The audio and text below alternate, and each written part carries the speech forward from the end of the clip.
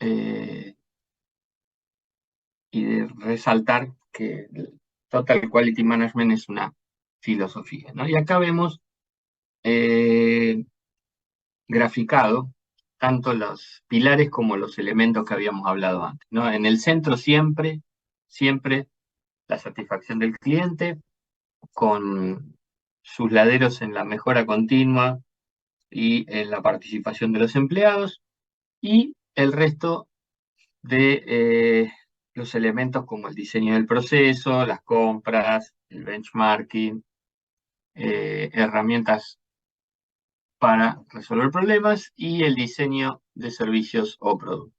¿Mm? Simplemente para dejar graficado de qué va la Total Quality Manager. Ahora vamos a hablar de cada uno de esos pilares, ¿no? Cuando hablamos de satisfacción del cliente, primero que tenemos que entender que hablamos de los clientes externos y los clientes internos, porque dijimos que si nosotros en cada etapa del proceso trabajamos pensando en el que sigue en la cadena, ¿quién se terminaba beneficiando? El cliente externo, ¿sí? Entonces, cuando pensamos en satisfacción, vamos a pensar en ambos clientes, dimensiones de clientes. Estos se van a sentir satisfechos cuando se cumplen o se superan las expectativas que tenían o que tienen con respecto a un servicio o producto, ¿sí?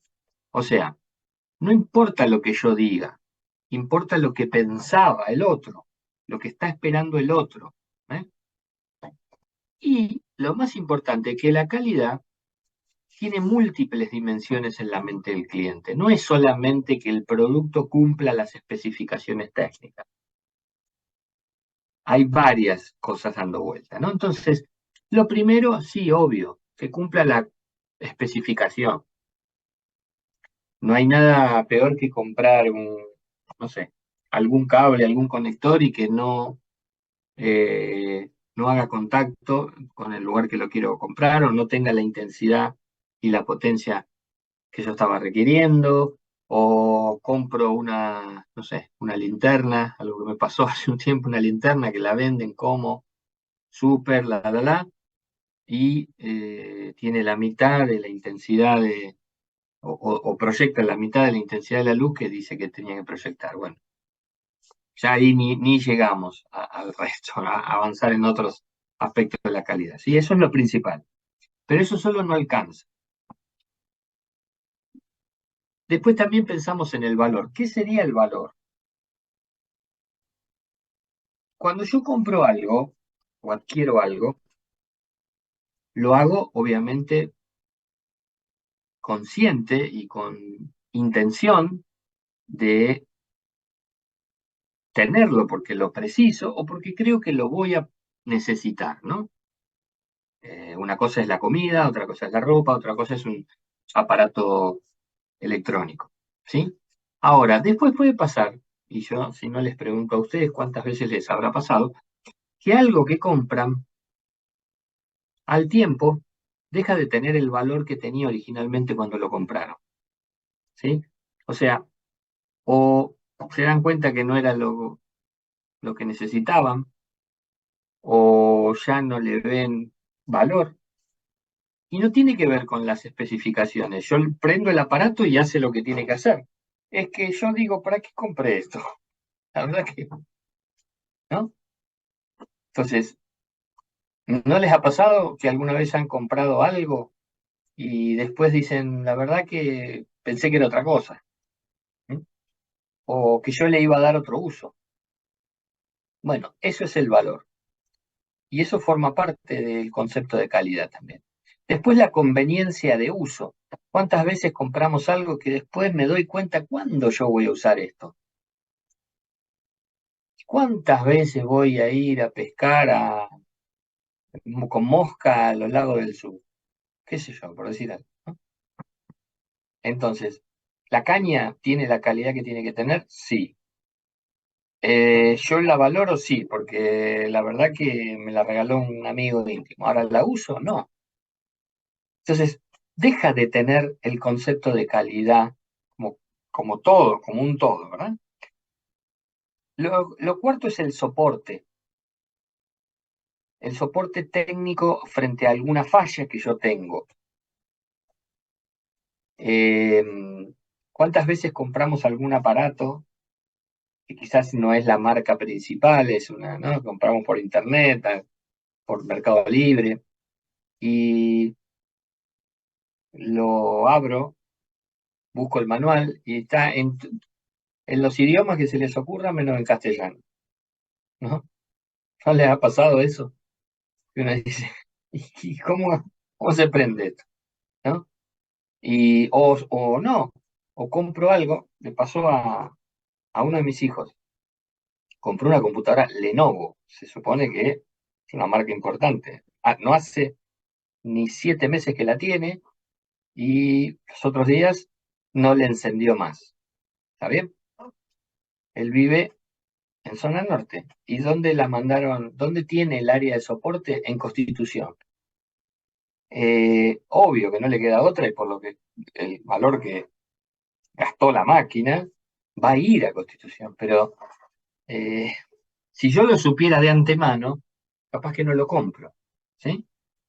Entonces, eso también habla de la calidad. Distinto, por ejemplo, no recuerdo si el ejemplo lo conté acá, si lo conté acá, disculpen, pero a mí me regalaron hace años, cuando trabajaba en una empresa, una lapicera Waterman, que es una lapicera bastante cara, no muy conocida, quizás la marca, pero es una lapicera muy cara, a tinta, ¿no? Con cartuchos.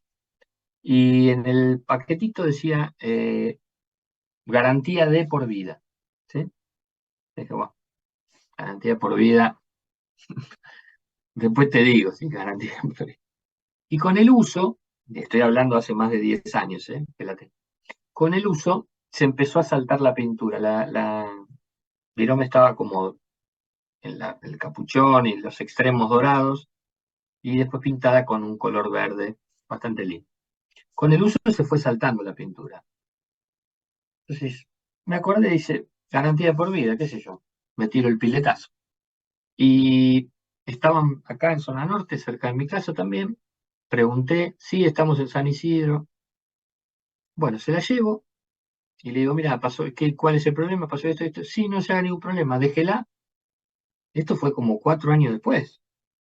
Déjela y cuando esté lista, lo llamamos. Y a la semana me llamaron, fui y la habían pintado. Bueno, eso es calidad. Eso es calidad. Si yo digo que es una garantía de por vida, es una garantía de por vida. Lo que le pase, lo tengo que hacer, ¿no? Claro que alguno puede decir, bueno, otro hubiera dicho, bueno, se saltó la pintura, listo, ya está. Si vivo en Jujuy, no voy a venir acá, pues no tengo posibilidad. ¿Sí? Y por último, están nuestras propias impresiones psicológicas, lo que yo anímicamente, por creencias, conceptual, por mis juicios, opino de las cosas. Entonces, fíjense que si yo, como empresa, en lo único que me concentro es en las características y especificaciones técnicas del producto, solo estoy trabajando con el 20% de lo que un cliente puede considerar como calidad. ¿Sí? Que de hecho hay muchas organizaciones que el único foco lo ponen en el proceso de fabricación, en la compra de insumos, un buen control de calidad, pero básicamente de que si esto tiene que tener este peso, estas dimensiones y tal, lo cumplan. Y eso es calidad. Y el cliente, por más que tenga esa calidad, va a estar pensando en otras cosas. ¿Y qué puede decir la empresa? Bueno, si, qué sé yo, este es nuestro concepto. Perfecto, te felicito. Sabé que muchos de tus clientes se van a ir a otro lado. Decidí vos, ¿no? Entonces, cuando yo trabajo la satisfacción del cliente de verdad, tengo que pensar en todas estas cosas, ¿no? Y fíjense, no es sencillo. ¿Cómo hago yo para abarcar todo esto? Bueno, tendré que hacer investigaciones de mercado, focus group y ver quiénes son mis clientes. No me queda otra. ¿Eh? Ver cuáles son las preferencias de mis clientes. ¿Mm? Pero la calidad total promueve esto, ¿sí? che, vos le tenés que dar satisfacción al cliente y cuando pienses en la calidad, no solo en el punto uno, tenés que pensar en todo esto. ¿M? Y las empresas que trabajan con calidad total, trabajan así. ¿M? El segundo eje es el de la participación del empleado. Es fundamental porque los procesos son operados por seres humanos. Y ni hablar si yo tengo una concepción de cliente interno, o sea, de que todos en la cadena de valor somos importantes. Por lo tanto, por qué creen que será importante dentro de esa participación el cambio cultural? ¿Cuándo se, ¿cuándo se tendría que dar este cambio? ¿O por qué se daría este cambio cultural?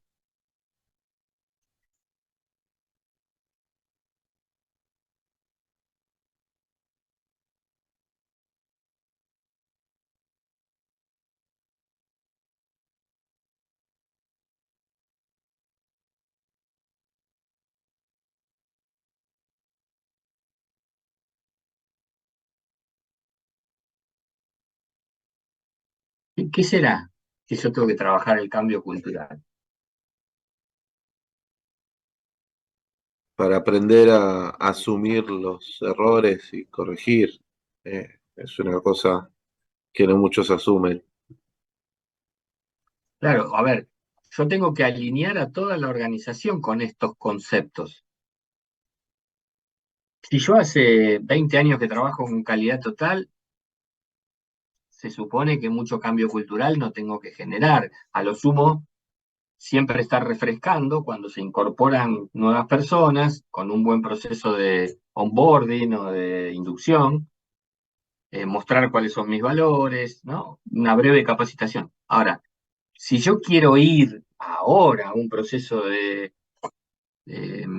Total Quality Management, lo primero que tengo que revisar es cómo está mi cultura organizacional y es muy probable que tenga que generar un cambio cultural en mi organización.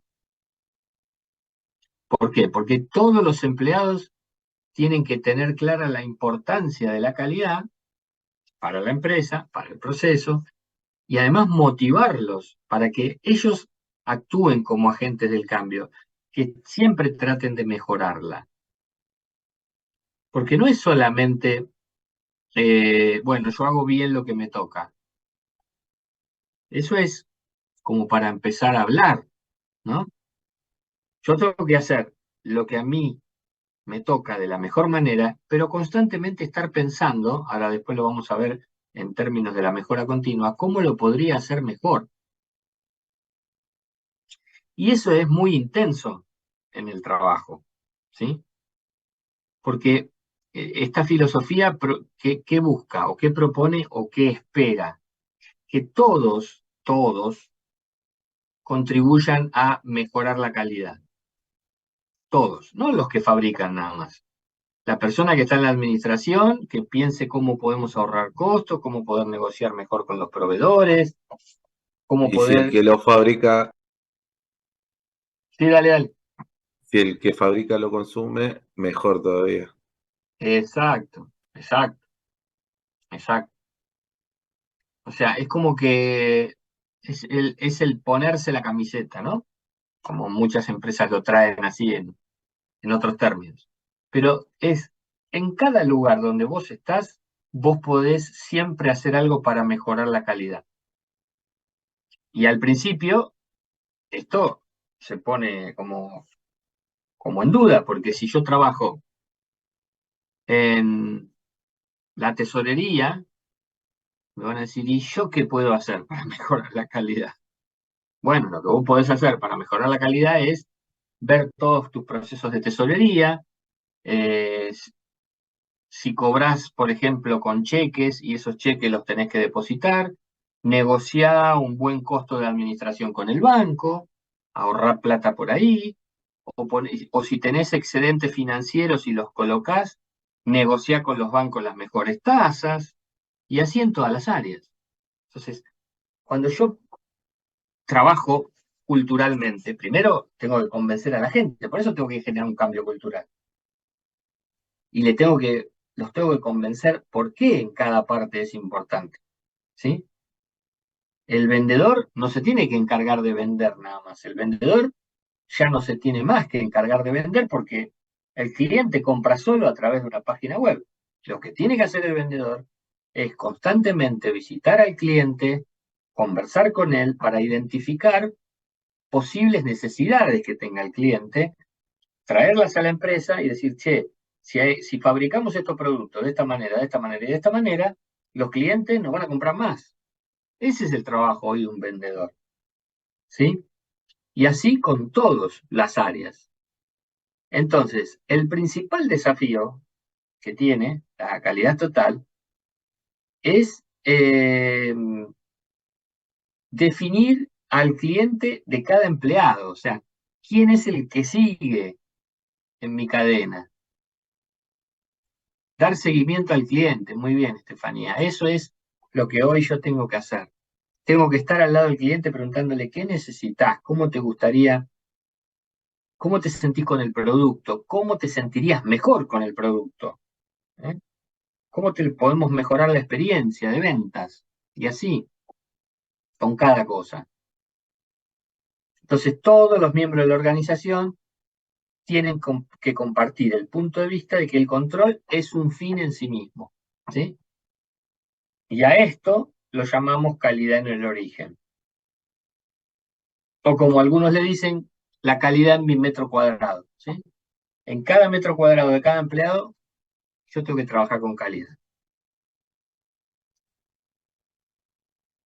Esa es una parte, pero de la participación del empleado. Y la otra parte es el trabajo en equipo, ¿sí?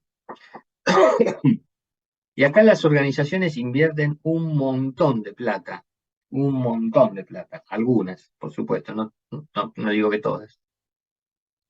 Yo vengo esta semana de estar lunes, martes y miércoles trabajando en Jujuy, en una empresa minera, donde nos contrataron justamente para trabajar esto, el acercamiento del equipo. ¿Por qué? Porque hay personas que son de las comunidades indígenas y personas que no, para ponerlo en estos términos. Y tienen códigos distintos, creencias distintas, valores distintos, pero son un mismo equipo. ¿Cómo hacemos para trabajar juntos? Bueno, estuvimos trabajando en esto, ¿no? Fundamentalmente mostrándoles formas de trabajo, yendo más a las competencias blandas, como se dice, ¿no? A buscar objetivos comunes, a aceptar que podemos tener distintas formas de pensar, distintos principios, creencias, pero que tenemos un único objetivo. ¿Mm? Entonces, la participación del empleado es una táctica clave para mejorar los procesos. ¿Por qué? Porque son los que están en el día a día.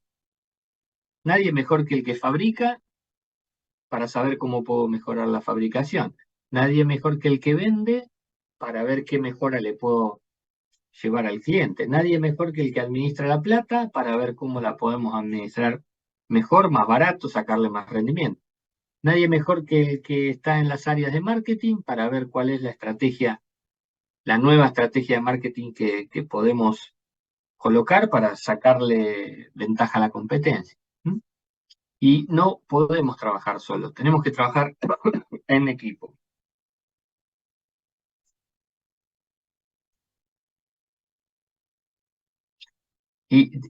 Cuando hablamos de equipo, siempre tenemos que trabajar en la diferenciación de que un grupo de personas no es un equipo. ¿Mm? Que yo tenga 10 empleados en un sector, por sí solo, no me los define como un equipo. ¿Mm? Hasta ahí son un grupo de personas que trabajan en conjunto. Un equipo es otra cosa. ¿Mm? Un equipo es otra cosa. Los equipos se diferencian porque todos los integrantes tienen compromisos comunes, ¿eh? Con un compromiso que es más elevado y que trasciende lo individual. A mí me preocupa lo que le pasa a mi compañero de trabajo si tiene bajo rendimiento. Y trabajo para ver cómo lo puedo ayudar. Las funciones de liderazgo no son solo del jefe, son de todos. ¿Sí? En algún momento quizás va a liderar una persona del equipo, porque en ese momento se requiere eso, ¿eh? Y nadie se va a ofender, y menos el jefe. ¿Mm? El desempeño se juzga no solo por los aportes individuales, sino por el producto de todo el trabajo colectivo, porque refleja el esfuerzo de todos. En las reuniones se promueve una discusión abierta, en lugar de tener una agenda y de la cual no me puedo mover. ¿Eh? Podemos hablar, podemos conversar. Y los miembros del equipo hacen un verdadero trabajo en conjunto, en lugar de delegar a otras personas. Trabajamos en equipo, entonces la suma de cada uno es mucho más que el trabajo que yo solo puedo otorgar individualmente.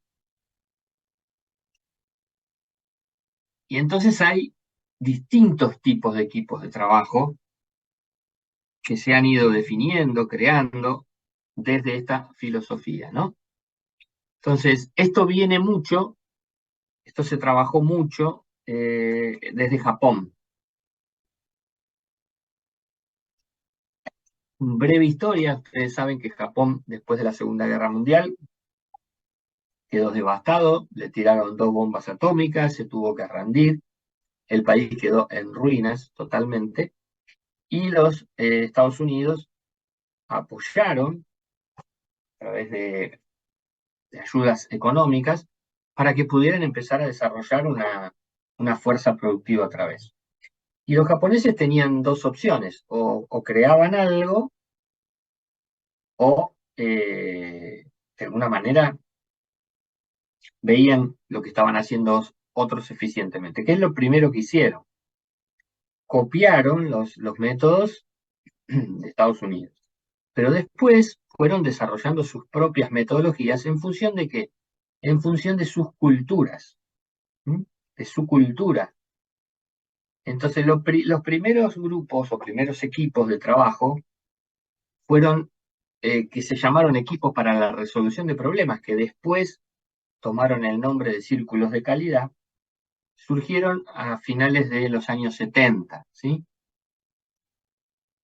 ¿Y qué son los grupos de calidad? Pequeños equipos donde trabajan los empleados y los supervisores, que se juntan para identificar, para analizar, para resolver problemas de procesos y calidades de su ámbito de trabajo. ¿Y por qué trabajan así? Porque lo que hablábamos antes, la filosofía de esta gente dice que nadie mejor que está en ese propio proceso para encontrar la solución a un problema que haya aparecido. ¿Por qué tengo que traer un consultor? ¿Por qué tiene que venir gente de otro sector? Nosotros, en todo caso, generamos este inconveniente, nosotros tenemos que buscar la solución a este inconveniente. ¿Sí? ¿Cuál es el problema que tienen estos equipos de trabajo? Que muchas veces, si las sugerencias que van encontrando no son tenidas en cuenta, por lo general se genera que una desmotivación y los grupos pierden la fuerza, pierden el sentido de pertenencia, pierden el para qué estamos juntos. ¿Mm? Entonces, sí es una buena idea promoverlos, pero si generan ideas hay que tenerlas en cuenta. También hay equipos con propósitos especiales que son como círculos de calidad, pero se ocupan de cuestiones de un poco más de importancia para la gerencia, para cuestiones estratégicas, ¿no? Y entonces, ¿qué es lo que pasa? Que en estos grupos pueden elevar sus propuestas, sus soluciones a niveles más altos de la organización. Y hay otros equipos que son los equipos autoadministrados, que son quizás el extremo de la formación, donde esos grupos discuten absolutamente todo, pero también trabajan de una manera en que se autogestionan. Es decir, definen sus propios métodos de trabajo, definen sus rotaciones internas, administran sus propios recursos. La la contraparte que tiene esto es que muchas veces son mirados con recelo porque es como que casi se autocontrolan, entonces se pierde el control, entre comillas, de aquellas personas que conducen las áreas, ¿no? Y por último teníamos el último pilar que era el del mejoramiento continuo. También esto surge de un concepto japonés llamado Kaizen, y que lo que busca es constantemente mejorar la forma de hacer los procesos, ¿sí? ¿Y por qué decimos constantemente? Porque es constantemente, porque yo puedo estar haciendo las cosas bien, pero inconscientemente voy a seguir buscando una manera de mejorarlo, y quizás lo encuentro, y no me quedo con eso, voy a seguir reiniciando el proceso para una y otra vez tratar de mejorarlo, ¿sí? Para lo cual lo que utilizan estas metodologías trabajan muy fuerte con los procesos de benchmarking, ¿sí? Eh, donde se ven mucho en relaciones para mejorar relaciones con clientes o proveedores, o cuando los clientes externos solicitan cambios en los procesos o en las cantidades, o cuando la calidad está siendo afectada, ¿sí? Tiene como filosofía este proceso que cualquier proceso puede ser mejorado. ¿Sí? Cualquier proceso puede ser mejorado. Es un proceso largo, no es algo que se hace inmediato, esto lleva años hasta que se logra. Hay que capacitar a los empleados en métodos de control estadístico, porque yo utilizo mucho la estadística para revisar lo que hago y mejorarlo. Luego que encuentro estas mejoras a través de los métodos estadísticos, los tengo que poner en práctica. Bueno, ahí genera la integridad con distintos equipos de trabajo, utilizan herramientas para la resolución de problemas, y se crea en cada operario el sentimiento de que el proceso que realiza le pertenece. Es, como contrapartida, un proceso muy estresante, porque constantemente no hay posibilidad de relajarse, no hay casi posibilidad de disfrutar los logros, ¿no? Nosotros quizás, como latinos que somos, estamos más acostumbrados a, bueno, conseguí una mejora manera de hacer, vamos a disfrutar esto, ¿no? Vamos a disfrutar el, reconozcámonos, felicitémonos y vamos a disfrutarlo un rato. Bueno, acá no hay tiempo para eso, bueno, si vendías 10 y conseguiste la manera de vender 15, ahora seguramente vas a encontrar la manera para vender 20. Y cuando eso ocurra, el 25. Entonces, eh, mantiene a la organización en un ritmo que realmente es muy estresante.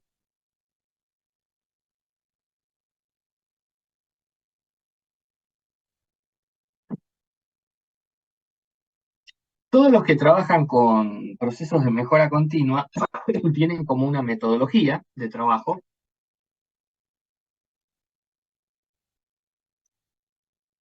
en donde capacitan a los equipos en en un circuito, un círculo que se llama la rueda de Deming, por el que la definió. El que la definió, el que le puso este nombre era un tal Deming. El circuito tiene las siguientes etapas: planear, hacer, comprobar y actuar, ¿no? Esa es la manera para resolver un problema, dicen ellos. Planear, hacer, comprobar y actuar. Entonces, lo primero que tengo que hacer es planear. El equipo va a seleccionar un proceso que sea necesario mejorar. ¿Eh? Voy a identificar esto. El equipo documenta el proceso, analizando los datos relacionados, va a establecer metas cualitativas de mejora, y estudia varias maneras, varios caminos que lleven a alcanzar esas metas. Después que evalúe los costos, los beneficios de ambas alternativas o de varias alternativas, van a armar un plan de mejora, donde van a poder identificar o van a proponerse los puntos de medición, porque hay que medir. Entonces, en esta etapa estamos planeando cómo vamos a hacer esos cambios. En la etapa de hacer, el equipo va a poner ese plan en práctica y va a ver qué pasa. Va a analizar si hay progresos o no hay progresos. Se van recabando datos, se van evaluando, y si hay cambios, se van documentando. Luego, la tercera etapa, vamos a comprobar estos datos que vamos obteniendo durante los distintos pasos. Revisamos eso con lo que dijimos que podía llegar a pasar. Si vamos más o menos con algunos desvíos acotados, seguiremos. Si no, si hay desvíos grandes, se va a reevaluar si seguimos adelante o se suspende el proyecto, porque quizás no lo definimos bien. Y recién cuando los resultados sean exitosos, el equipo va a documentar el nuevo proceso para convertirlo ya en un procedimiento normal para que todos usen. ¿Sí? Y lo último es capacitar al resto de los empleados en el nuevo proceso.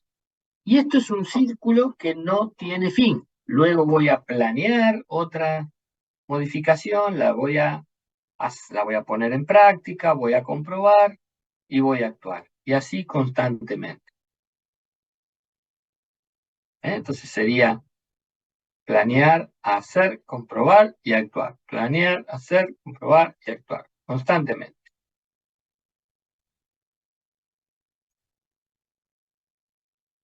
Luego tenemos la manera en que yo puedo certificar la calidad. Porque hasta acá vimos en cómo yo trabajo para mejorar y para mostrarle al resto que tengo calidad. Pero ¿qué pasa?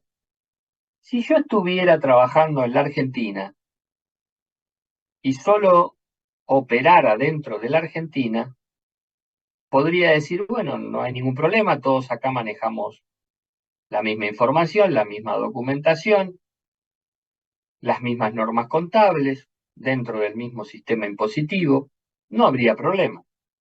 Ahora, si yo quiero vender mis productos a Alemania, probablemente en Alemania tienen otra mirada de la calidad. O si quiero ir a Inglaterra, o si quiero ir a Japón, o si quiero ir a Australia, o a Estados Unidos, o a España. Entonces, ¿cómo hago yo? Tendría que conocer las normas de calidad de cada país y aplicar eso para cuando quiera trabajar con ese país. Sería inviable, no habría ninguna posibilidad. Entonces, en función de eso, surgió la necesidad y se implementó lo que llamamos las normas ISO de calidad. Que las normas ISO de calidad surgen a partir de un único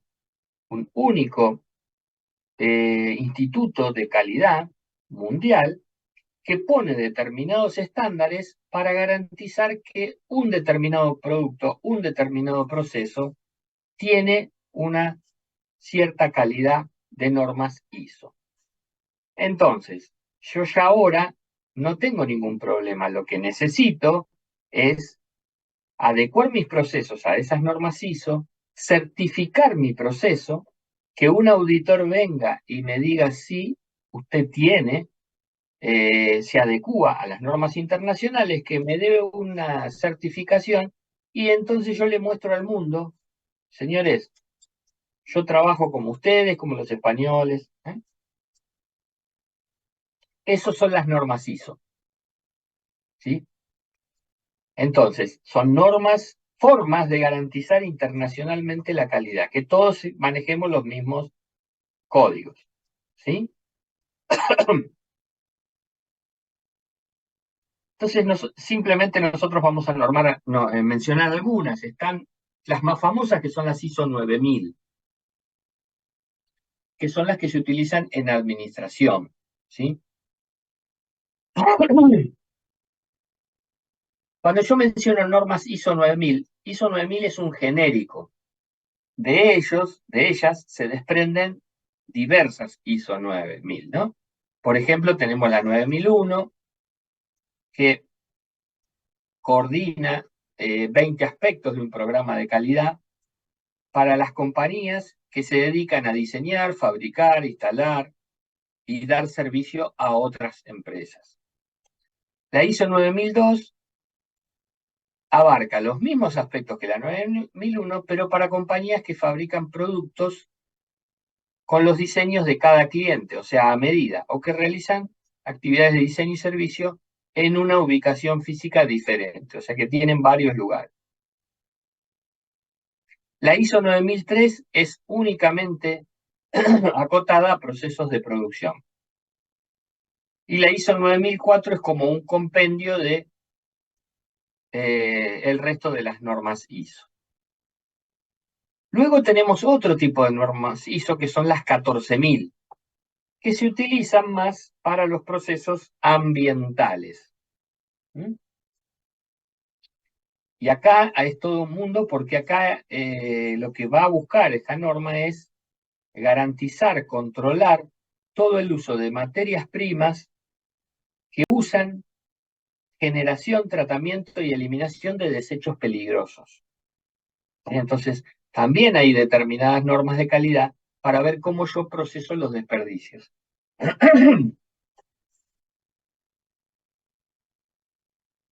Entonces, las normas ISO 14000 son un conjunto de otras normas que abarcan diferentes rubros. Por ejemplo, los más importantes: el sistema de administración ambiental, cómo yo voy a mejorar el desempeño en términos de utilización de recursos y productos que puedan contaminar; las de evaluación del desempeño ambiental, que lo que nos va a dar es los lineamientos para cómo certifico a una compañía; la nomenclatura ambiental, que pone ciertos términos y sus definiciones: qué significa reciclable, qué significa uso eficiente de la energía, qué es un seguro para la capa de ozono; y las que evalúan el ciclo de vida del impacto ambiental vitalicio de lo que yo fabrico, uso y eliminación de un producto.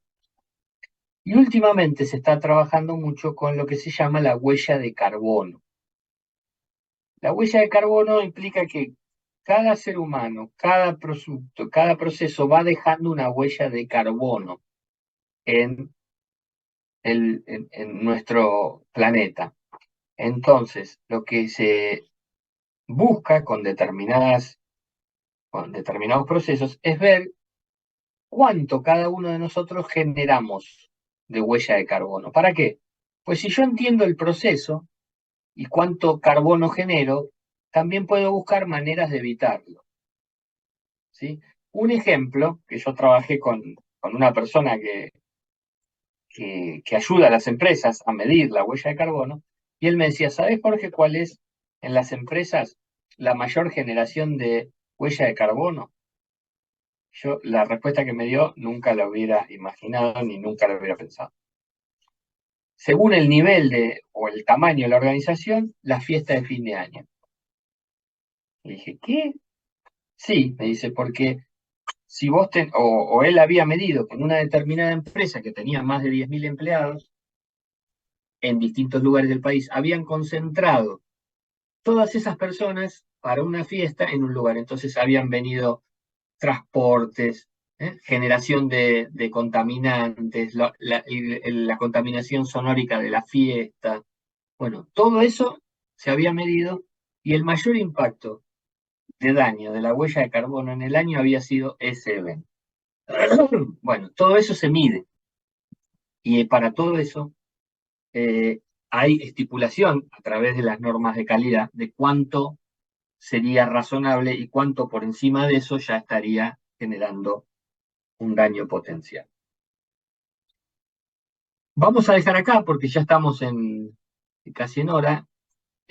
Nos queda ver una pequeña cosita y un video que sí quiero mostrarles de cómo se hace una certificación, cómo los auditores se preparan para auditar las normas ISO. ¿Ok? Entonces el viernes que viene vamos a ver esto y vamos a hablar de algunos procesos automáticos o alguna automatización de procesos, concretamente los procesos end-to-end, que tiene que ver con los que son BPM, Business Process Manager. Pero eso lo vamos a conversar el viernes que viene. ¿Preguntas? ¿Dudas? No, profe. No, profe. No, profe. Entonces dejamos acá por hoy.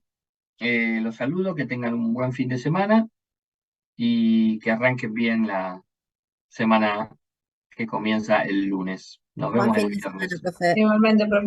Chao, chao. Buen Buen fin fin de- de, profe. Gracias. Chao.